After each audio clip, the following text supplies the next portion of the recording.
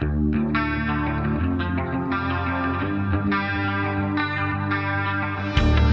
listening to the Uncommon Life Podcast. Whether you're a startup or you've been in business for 10 years, this show is for you. Each week, you'll get mentored by business leaders who deliver valuable strategies, tactics, and tips on how you can pursue your passion without compromise. We'll show you how to achieve balance while sticking to your core values so you can have an uncommon life. Now, here's your host, Jimmy Fullerton. Yes. Welcome to the Uncommon Life Podcast, coming to you from Launch Trampoline Park in Columbus, Georgia, into your tiny earbuds, I'm guessing. But regardless of how you're listening, I am in your head, so that's a good thing, I think.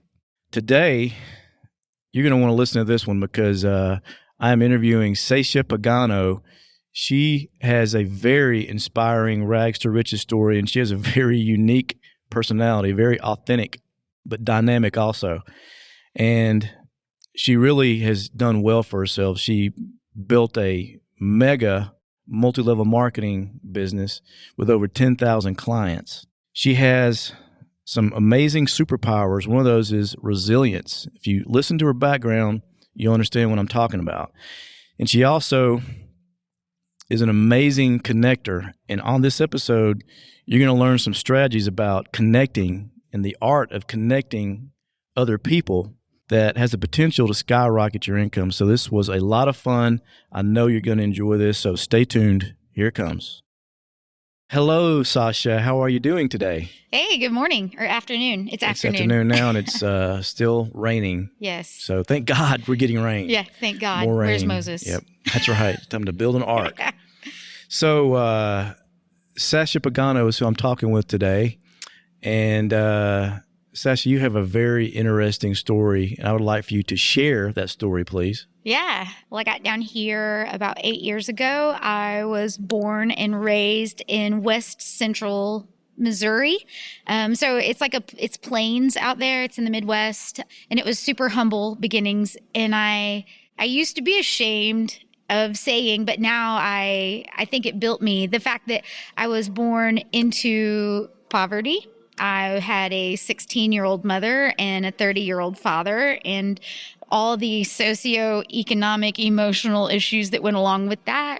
The trailer park, our trailer, everybody else had a skirt. Our trailer didn't even have a skirt. So that was one of those things. You were the low end of the totem pole in the mobile home community. Yeah, I was. And I like to joke that we lived like Joe Dirt. Thought you will. Yeah. Joe Dirt. And but he looked like Charles Manson and probably nearly as crazy. But that was my upbringings. And so you had no advantages that people often complain about. You had no connections. Yeah. Except with the mobile home community, correct. Which I'm not downplaying that community. It's a society. That's right. So, but you had no connections, and you had none of the advantages people often look for when they're wanting to attribute somebody's success. They say, oh, they had connections, they had this, they had that. You had none of that. Nothing. And so you can keep going with your story as far as you were in when you were in the trailer park. Yeah. And what lit a fire under you? That's what I want to know. There was something that made you realize, because you weren't surrounded with people that wanted to leave. Right. That had that same fire that you did. So something put that fire in you. What was that? Yeah. As a matter, in fact, it's like the crabs in the bucket analogy. And I do remember like my mom saying, you think you're so much better than us. You're just like us. You know? Really? Your mother? Yeah, my mom. And but then I had this dad who, even though by all public standards, he was not a fabulous citizen. We had an alternative income that the police would not agree with. In fact, they knew my dad on a first name basis. It was a really wild childhood, but I had a lot of character built there, and my maiden name is Hogg, Hogg. So if you can imagine. Strike two. Yeah. If you can imagine, poor, smelly, dirty, last name Hogg. My teeth were in a train wreck fighting for the front. I've always had glasses, and they were never the cool ones. And it just, those things could have really defeated a character. But instead, I had this cool dad that outside of school and where other society, my dad would empower me with crazy stuff that wasn't like traditional cheerleader pageant queen stuff. I got to go noodling, which is hand fishing in creeks for fish, which is kind of wild, dangerous, and scary. And then I developed skills. My dad built drag cars out of rust bucket Mopars, and there's photos of me getting his tools for him, helping him build those things, being his sidekick. There were a lot of things that my dad showed me that built character. And ultimately, I think that those successes that were non-traditional just kind of reinforced the growth that I had throughout the rest of my life. Successes that were non-traditional. So you're talking about, when you say successes, you mean the little victories you would have with your dad and restoring cars and noodling and stuff like that. Yeah. I actually failed the 7th grade. Yeah. And nobody noticed because they were too busy partying, fighting, and divorcing. I went to live with my grandma, and I'm very thankful for that because at that age I was 13 and that was super transitional. So here I brought all this wild hillbilly redneck cussing, fighting, socio thing coming, and my grandma's a church mouse. She's a fabulous lady. She lives on a farm. And so I was literally removed into this world of the farm. And so I had to learn to entertain myself and snapping green beans under the tree, the slow pace all of a sudden. How'd you feel about that slow pace? I loved her, but I went insane. Yeah. Yeah. It's not for everybody, farm life.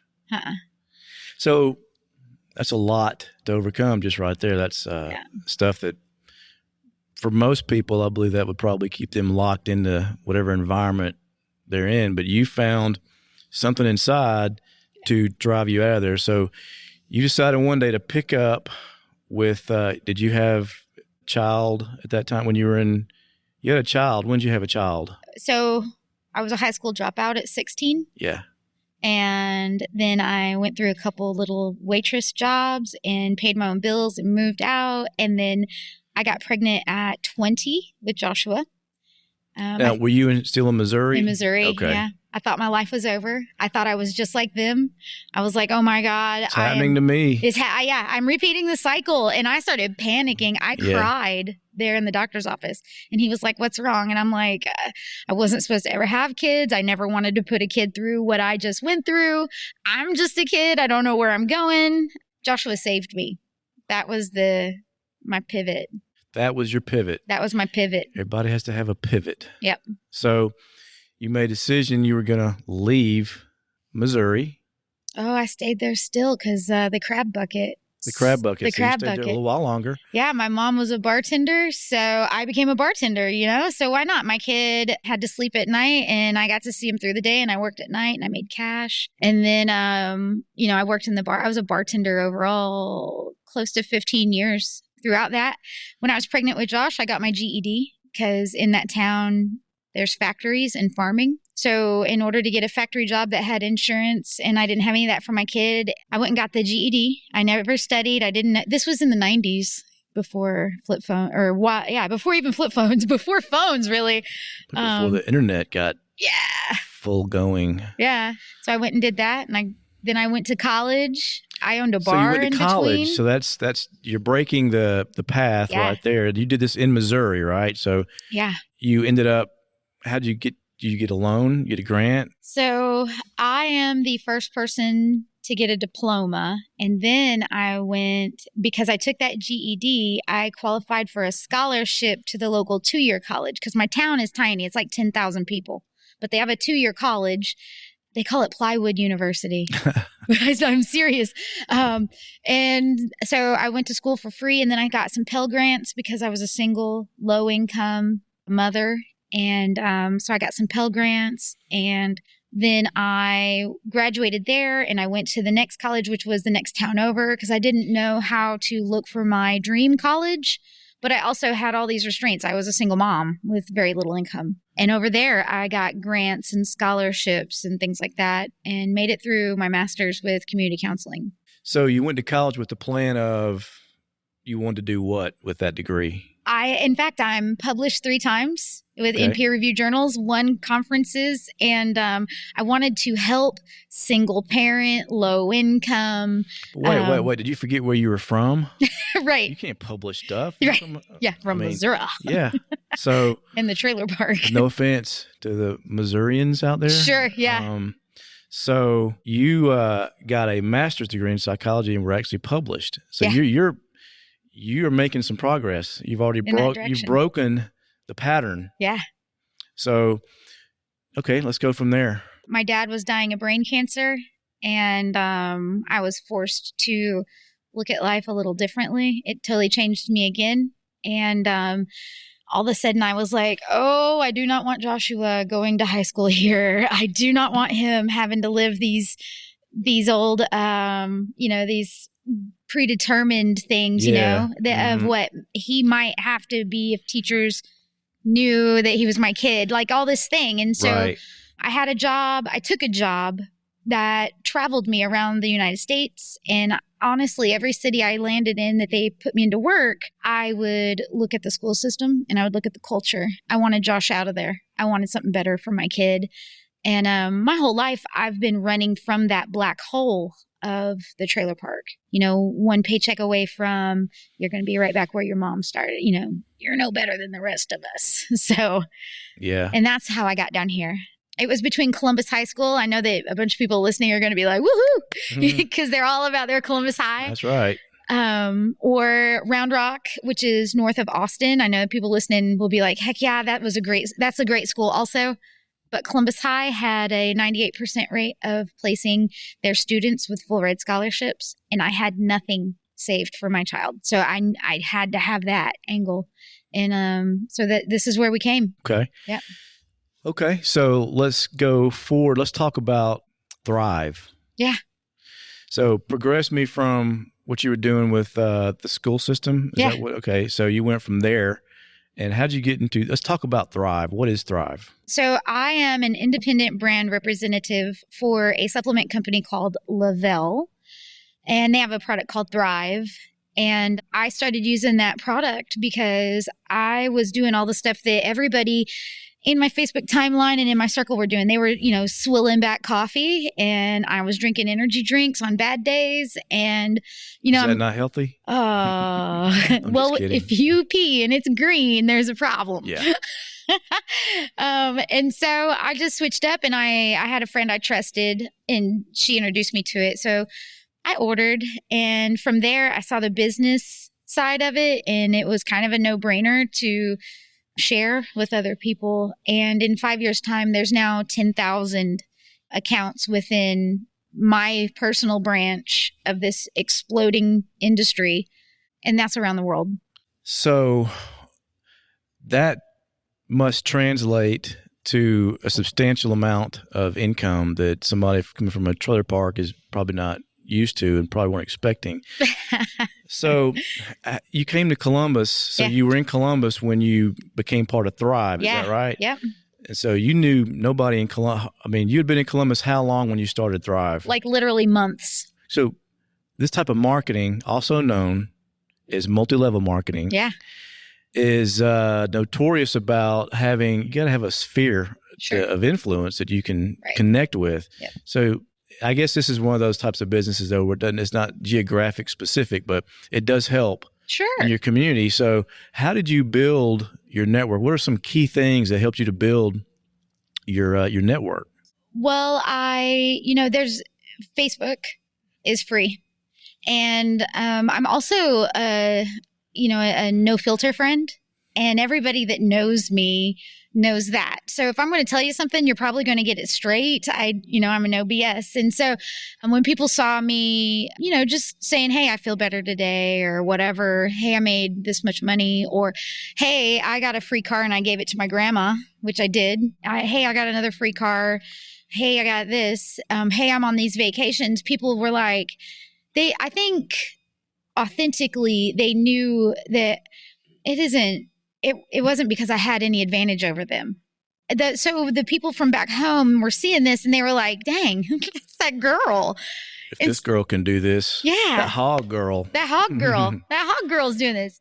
Now down here, making connections is really difficult because this is a very patriarchal society down here. Yeah. So when I moved here, the first thing, I don't have the accent. And so you have an accent. It's just not this Columbus one. accent, right? Yeah. And so it's, so what's your last name? And I'd say it, and then they wouldn't recognize it. And then they'd be like, well, who's your daddy? Only you down here, it's Diddy. Who's your Diddy? And I was like, oh, he's dead. He wasn't from here. And then it's, who'd you marry? And at that point I wasn't married. And so I went through this whole patriarchal line of questioning. So I literally had to win people over with friendship. So you won them over through friendship. Yeah. How did you connect? Let's back up for a second. Yeah. You mentioned you used Facebook. Yeah. So how did you use Facebook? Free Facebook, I That's might right. add. That Build your build. Wasn't, Yep. Yeah. So you used Facebook how? Okay, so it's what everybody does. So when I met people I would put myself in networking events. Okay, I had to put myself out there. You can't push a button right somewhere that you're a promoter and the money doesn't just funnel in. The phone doesn't just ring off the hook. So I got out there and I started meeting people face to face because they have to see me to know the energy that I bring. And that's what I sell. And when people are like, oh my gosh, I just wish I could have that energy you have. My line is, well, it's for sale. That touches on something I was talking with Rachel Schmidt about on our earlier podcast where we talked about there's things you can only know face to face. You can't know through social media. Right. You got to know, you kind of get the whole aura of this person that you're dealing with. And sometimes face to face is the only way to build that really deep connection and trust that so many people have trouble with today. Yeah. So you did it face to face. Yep. And then you pull your phone out and you're like, are you on Facebook? And they're like, yeah. And I'm like, oh my gosh, just give me a second. Let me find you. Because I really was trying to make friends here. I'm staying here. And so they would tell me their name. I would connect on Facebook. And that is for a no pressure way for them to see who I really am. Because we all do it. You and I were just having that discussion earlier about applicants to businesses. Your timeline, the typical person's timeline is in their own head. They don't realize the rest of the world hops over there and goes, what in the are you doing? So this was their way to stalk me on Facebook without ever having to answer a question or feel any pressure about an MLM. So you were very intentional about the content you were putting out there. Absolutely. Right. I'm making a note. Yeah. Intentional about the content you're putting out there. So you're networking. So face-to-face and then networking. So how'd you choose your networking? Were you just out there on everything, or were you more strategic about it? Or how'd you go about that, deciding how to network, formal networking? Yeah. And that you're right. Formal networking is work. That's why it's called networking. Yeah. So if you show up at an event, so I went to tons of events in the beginning. I went to them all trying to figure out what had the best ROI. I knew I had to, up front, you got to spend, and I didn't have a lot of money. So I was spending my time because I had plenty of that.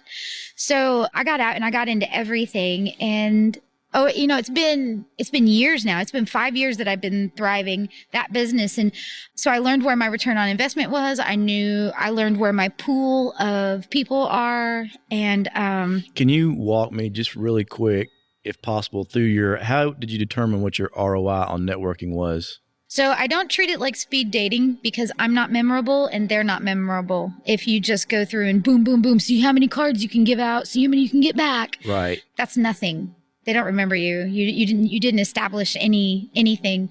Connection. Yeah. Connection. Absolutely. Every time. So the return on investment is we get to connect. I ask a few questions and let them lead the conversation. So I say, well, what are you doing here? And because they're going to tell me. And if you ask enough questions, they'll tell you all the things that you can provide a solution for. So at that point, you're seeing somebody stand there and they're holding coffee, and I've got the answer for that. Not that I'm anti-coffee. I still will have a decaf on a cold, rainy day like today. But, pots of coffee is a problem. So anyway, Yeah. I'm looking at them and then I listen to them complain about, they're not enjoying their job or they're not finding enough, whatever. And I just, I spent enough time that I had a mental impression of them. I did not forget them. Then later I would go back and reach out. Hey man, it was great meeting you. Thanks for spending time with me. So you had certain things you were able to measure about a specific interaction. I'm not trying to make it into a mathematical equation, but Right. certain things you're looking for. Yeah.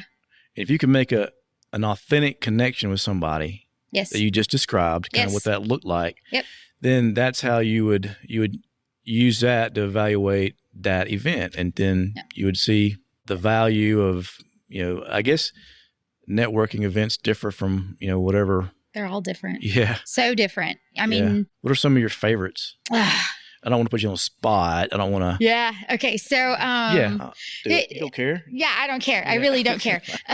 So one that I love and I love is BNI, Business Networking International. Yes. And that one, I tell you, if you are looking for a money funnel and category exclusivity, those are the things I wanted, man. So that I don't got to compete. I don't have to shout to be the loudest or be the voice heard in the room. And then I also enjoy the fact that they practice giver's gain. When I'm going into a room, and I don't want to make all my connections sound like everybody that I've ever met and friended is not intentional to be part of my path. Everybody has, I believe that all the people that I let in, that I actually picked my phone up, opened up and said, will you be friends with me? I didn't do that to every single person. I've been specific. And that's how I measured if the ROI on that event was good. In BNI, it's different because they check all your references, they interview you, they check your background. I mean, you got to be legit to get in that group. And then we practice giver's gain. The other one I love Chamber. I'm a member of 4 of them, and I'm an ambassador at 2. And the reason why is because they're actually a not-for-profit. And I love that part because all that stuff that people pay for is actually fundraising. So they can look at the demographics of an area and determine how to best grow business and economic development. And that's, if the people in the town don't have business, then they don't have, if there's no businesses, then there's no jobs. And if there's no jobs, then there's no money. And if there's no money, then that's a crappy town. I'm not living there. Yeah, absolutely. So there's the formal networking, and you touched on a couple. You obviously love Chambers. You love BNI. Yep. What about, did you do any other kind of organic networking? I know, just for an example, me and my wife got heavily involved in tennis here at one point, and I've been working out at gyms for a long time, and, I meet people that way. Mm-hmm. So is there any other, did you use any of your hobbies and stuff to meet people? And I just shoot deer. I don't think they wanted to network with me. No, I'm joking. That's my hobby. Let me think. Hobbies. You kill hogs too, don't you? I do. And fish and just not yourself. Not that. I'm carnivorous. Right. Yeah, I'd say so. After meeting my husband and stuff, we I have a motorcycle. We ride motorcycles. We know motorcycle people. That's a common bond. We end up talking. These side-by-side things are fun because it's a lot of couples. And so we get out and we meet other couples and ride around these parks and have fun and get dirty. And it's basically it's the knowing someone, the liking someone, and then the trusting someone. And at the trusting point, then they will be interested in furthering business with you. Right. Whether business is life or not. So. Yeah, I haven't always been an avid networker to my detriment. I definitely, the light came on for me, I don't know, about 5 or 6 years ago. Mm-hmm. But I don't do as much formal networking as you do. Mine is more of I guess it's more organic. I guess through my real estate business, people will call me, mm-hmm. and a lot of times I'll build relationships that way. And if the conversation goes a certain way, I might take them to lunch and we'll talk. And a lot of times I use lunch as a networking opportunity for me because I I generally eat every day. Well, yeah, there's that. I don't miss a lunch, so I might as well use that time. Yeah. And, I have to do it if I find the person interesting as well. So, I tend to do it the more organic way. I've never, I don't know, I've changed lately, but the whole thing about going to a chamber event used to bug the what out of me because I don't really like to small talk, chit chat. Yeah. But I've gotten a lot better at it and more comfortable with it. And I can be in real estate. You have to be able to have those elevator conversations. So, networking played a huge role in probably elevating you to where you are now. Right. Well, I think introverts and extroverts. Yeah. It's birds of a feather. They will flock together. So extroverts are drawn to me and I'm drawn to them. I'm also heavily drawn to confident people in the room. Like your wife, I told you, when I saw Jessica in a room, she handled herself. And I'm like, I got to know a girl like that. Yeah. Those are the people I want in my life. That's how I determine if I'm going to make a connection. It's not like speed dating, so you're not talking to every single person. Like I specifically kind of watch some behaviors in a room and then I'll go find someone I don't know. But also I can see that, they've got their self together or that kind of thing. An introvert can do the same thing.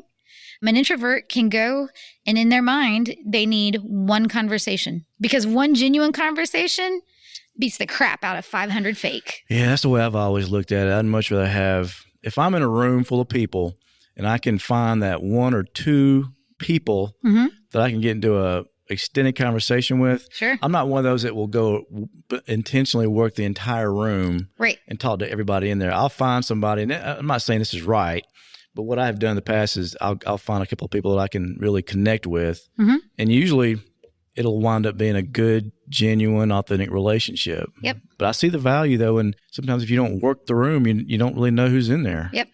But I know you made a comment to me that I found interesting when we talked earlier about knowing who's in front of you. Yeah. And how that affects how you, this is in terms of if you're speaking or if you're just in a networking event.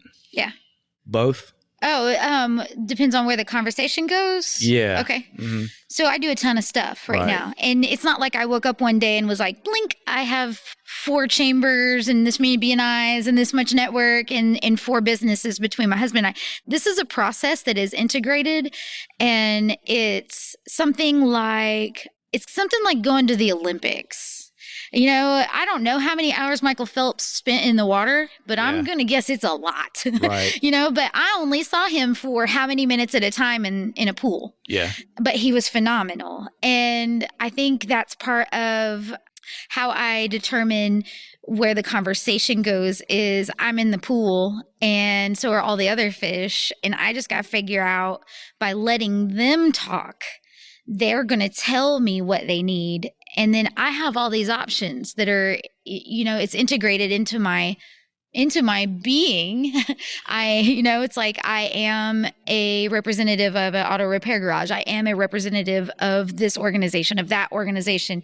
I'm a representative of this energy thing. I'm a representative of a cleaning company and also real estate investments. And so when somebody talks to me, I have a lot of things that I can bring to the table of conversation with just about anybody. That helps you be relevant with the person that's in front of you, which is pretty key. Yeah. So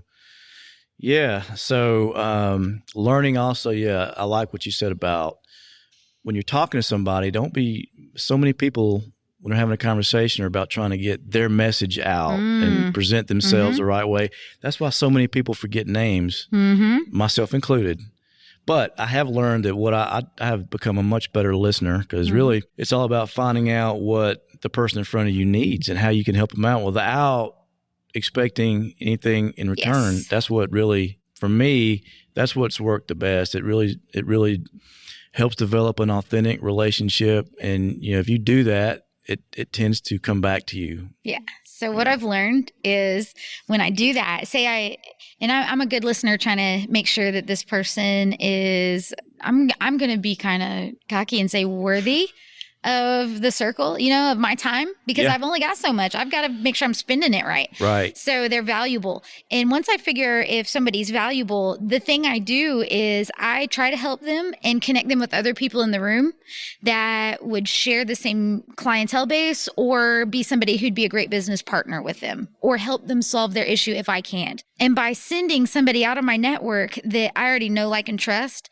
and my person treats that new person like a rock star. Okay. So all of a sudden that re-solidifies the relationship I had with the prior person I brought in. If I can't serve the purpose of this new person, and the new person, I suddenly have a concrete foundation with him or her that's like, hey, that girl knows everybody. She's the connector. Can you believe in?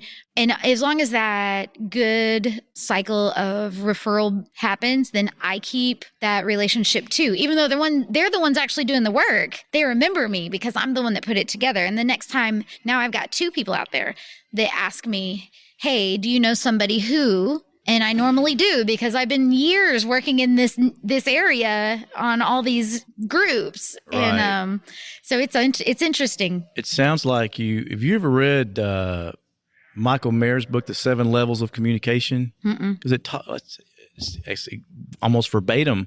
I mean, the way you're describing how you connect people together. Yeah. If you're looked at as a connector. Yeah. And how that can multiply your circle of influence. Yeah. The connector. Yeah. Yeah. So I know a lot of people that you fit the definition of an entrepreneur. So Thanks. I know a lot of people that I've talked to, plenty of them. They're like, I'm not an entrepreneur. I'm just not, I don't invent things. I think of that as being an entrepreneur as being somebody that invents stuff or innovative or stuff like that. Yeah. And I've come to learn that being an entrepreneur is more about developing a certain set of skills. Mm-hmm. What would you say are some skills that you can learn over time? Obviously, go ahead and jump on this first one, is a skill of relationship building / networking, which go hand in hand. Yeah. That's a skill. That's not just something you're born to do. You can learn how to do it. That's a perfect example. There's a lot to it. It's an art to doing it. And a lot of people that are listening to this probably did not realize all the little nuances is exactly what I was looking for. There's the word. Yeah, that's the word. There's nuances involved in how you network, how you build relationships, how you communicate. And I think a lot of people don't really get that. Yeah. So that is a good segue into something else I want to talk about with the skill set for entrepreneurs. You recently started a new company called Made Safe. Yes. Right? Yes. So that started basically, and I'm going to let you tell me, but basically you identified, you saw something, paid attention to what was happening. You saw there was a problem that needed to be solved. Yeah. And you wanted to solve that problem. Yes. So, which is another skill set of learning it, just basically observing and figuring out how you might can solve a problem. Right. Right. So that's what happened with Made Safe. So you can tell us a little bit about Made Safe. So it started because I was a consumer. I'm busy, man. So I'm real busy. So this whole being entrepreneurial and working for yourself is, you can set as much freedom as you want, okay? And I think we're all working towards freedom. The American dream is freedom. So how do you get there and what do you do? And freedom for me was not cleaning my house anymore. So here I was, and I have 10,000 customer accounts in one business, and it's a constantly changing business. It's high speed. It's all day, every day. And then my husband has a business he's had for 10 years, and I'm representing it in some other networking groups. So I've got a full schedule I've got a part-time job that doesn't pay me specifically to directly to go to all these networking events and represent his company. And, then we've got an 11-year-old. I've got a bonus kid. He's 11. And so we've got school and baseball, and I'm all that. And so I was working towards freedom, and freedom is not cleaning my house. And I went through some experiences, and I'm probably one of the easiest going people ever, hang out. You'll figure it out. I'm so easy to get along with, but a couple just really let me down. And I was like, okay, this is a problem. And then when I, in my search for a good housekeeper, I also found out that housekeepers aren't treated very well, and that they, and I don't want anybody to be offended, but there was a scary experience out there also that came to me. It was like Post Malone's roadie crew showed up at my house, and I was just like, whoa, I can't let these people in, but I really want my house clean because I don't like doing that. And so that's where my husband is fabulous. I have a 1,000 words to his one. But when we come to the table, we're fabulous business partners. And I said to him about a year ago, I said, this is crazy. There's a gap in the industry and I can fill it. And he said, okay. And I was like, all right, well, and so over the course of the last year, this has been a little side thing, that I've got a notebook and I would sit in the deer stand like this past season and write down things and experiences and how to make it personal and what I wanted. And then I started looking at it as an employer because people are going to depend on me. And that's something I take very seriously. So I had to figure out how I'm going to create a culture in my company that would be sustainable, but be something that, I want people to stay. Because, as an employer, you invest time in teaching somebody how to do it your way. You invest them in, you invest in all kinds of heart you pour into them. I want them to stay, and want to stay. So that was part of that culture that I had to create. And then the other part was like, I want to make a fabulous footprint, but I want to walk lightly. So this environmental sustainability, when I put it all together and I presented it to my husband, he was like, yeah, that's it. And he called the attorney and we had the paperwork drawn up. Time in the deer stand well spent. So you put a lot of, that still quiet time you had. Hours. Yeah. I think people often don't really, that's been a big thing for me this year is, I've always been one of those kinds that I like to fill as much space as I can. If I'm driving, I like to listen to something. Yeah. Whether it's a podcast or whether it's a book or whatever, I like to always fill myself with something, which is good. But, there are a lot of times when I just need everything cut off. And I've learned to appreciate just silence and being still and quiet and being able to think and process things. Yeah. You can't always do that with all this, so much noise out there. Yeah. If I have a lot going on, if I just can't keep filling it, I got to have time to process and make connections. Yeah. And so I think a lot of people don't really get the value of that, of being still and spending hours in a deer stand and think, I can't take that much time. Yeah. Even if they like to hunt. It's productive time. It's not just relaxation. It's productive time. It recharges you. Yes. Which was my next question. With all the crap you got going on, all the good stuff you got going on. All the good stuff. Yeah. I say that in jest. But, I know. So self-care is big for me. I try to make sure I can't neglect me, Right. Otherwise I'm not going to be good for anybody else. Can't my wife, pour my from daughter. an empty cup. Yeah. Yep. So obviously hunting and fishing, being in the outdoors is one way you recharge. Yeah. Is there anything else like on a regular daily basis that you do? Because, you keep a pretty busy schedule. Yeah. Like, do you have a daily thing you do to kind of... I listen to podcasts in the car. What about the morning? I'm real big on morning rituals. I like to hear what people do in the morning. So I'm going to be the person that psychologists want to prescribe to. I wake up to messages in my inbox from people who have woke up before me and done my supplements, and they're at the gym killing it. And I wake up an hour later to all these fabulous messages. But the first thing I do when I roll over is I look at my phone.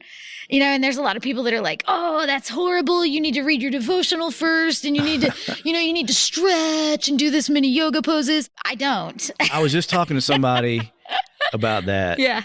About how a morning ritual, you can't just boilerplate it. It's not, everybody's different. So different. Some people, some person I was talking to, they always start off exercising because they use that to clear their mind. Yeah. Some people like me, I usually start off kind of being quiet. I need quiet to start off. Me too. But I don't want to prescribe. What works for me may not work for you, right. But everybody's got something. You're right. It might not always be the same every day. If I have a lot going on up here, I definitely need to spend more time just being quiet or meditating, whatever you want to call it. Yep. For me, it's just being quiet and shutting up and thinking. So the morning ritual thing is you obviously do that because it fires you up. It does. I wake up to happy people every day, man. And I wake up, look a servant every day also. That's what it is. It reminds you of who you are. Yeah. So that's good. Some people, and I because the world can be a heavy place, especially if you're going through a lot of difficult stuff, which we all have. Entrepreneurship is lonely. Yeah, it is. And that's a good way to characterize it. It can be lonely and it can be heavy. Yeah. It's the most rewarding thing in the world because it allows you to express yourself, but can also be very heavy. And sometimes I know some people that start the day off watching a sitcom. If I could, I would incorporate that. If I had enough time, me and my wife love to watch Impractical Jokers. Oh my gosh. Yeah, so it puts me in a good frame of mind. I don't do it in the morning, but we usually do it at night. Yeah. My daughter too, and some of that might not be age appropriate, but still, it's all right. we try to mute it out if we have to. But the point is, the morning ritual should be wired. It should be tailored to however you're wired. I agree. So my productive time is probably first thing. Okay, so I wake up first thing in the morning, and I am quiet, and I get real focused, and then I hit the computer, and I figure out what I need to do for the day, and I knock it out, and by noon, I'm ready to go do all those other things. So by lunchtime, I'm ready to network and meet people. This town is huge for lunches, and I think it's genius because you're right. Everybody has to eat, so it's, hey, what are you doing on Thursday? You want to go to lunch? And you can get that 1-to-1 knocked out with that person. Yeah, that's what we did. Yeah. You can get that 1-to-1 knocked out with a person. And honestly, if you do it right, you can share networks, you can come up with solutions, and it's awesome. It is. It is really awesome. And then the rest of the afternoon, I work out. I work my own business right now because it is a startup. We're the Made Safe business. We didn't just throw money at it and be like, okay, there's a business. Like John and I are doing it very small. We bought business cards and t-shirts and some supplies. Like, that's it. There's no fancy website. There's no extra billboards. There's no extra anything. Like, it's a startup. It's literally organic stuff you're doing right now. It's a startup. Yeah. And I'm working it like that. I want to be a debt-free company. I want to be like you all. I mean, like you guys, you and Jessica, I want to be several locations in a few years, and I want to be national franchise or something in 5 to 10 years. And I know I can do it. Yeah. And be debt free. I definitely believe you can. Yeah. Well, we're coming up on about 43 minutes. There's so much more I would like to talk about, but I guess to finish it up, how can people find you on social media? I'm everywhere. No, I am everywhere. TikTok is my new, it's awful. I can get stuck in that. I got to stop. TikTok is your, Yeah, but I have an alias there so that, because I don't want, you can hide a little bit. Yeah, that's true. And entrepreneurs probably ought to think about having a professional page and then their personal page on any social media, because Facebook people are not ready for all the extra. So you can find me. I'm Sasha Pagano, SASHAPAGANO on Facebook. I think there's 2 of us out there, and I'm the one with camo in my profile picture. I like that picture. Yeah. It's very cool. And then on other social medias, you're going to find me in a super variation of Super Hog 77. Super Hog 77. That's one of your aliases. That's one of my aliases. Right. So be ready if you're not into hunting or mudding or, hillbilly culture, then just don't. But that's a good point, though. Just because you those are things you love, which that's right. Fit right in down here anyway. But I do. Just because you might be into the hillbilly culture doesn't mean you can't connect with all different kinds of people. They're just all colors of the rainbow out there. I mean, you don't have to be all cut from the same cloth. Yeah. So you can function in that circle, but you can also function in other circles. Yes. Business should be fun too. I really feel like I'm the person, because I am a no filter friend, that by the time people are done talking to me, they end up talking about things they might only tell their best friends normally. I'm the no filter friend. So that's going to be your moniker, really, is the no filter friend. Yeah, I am.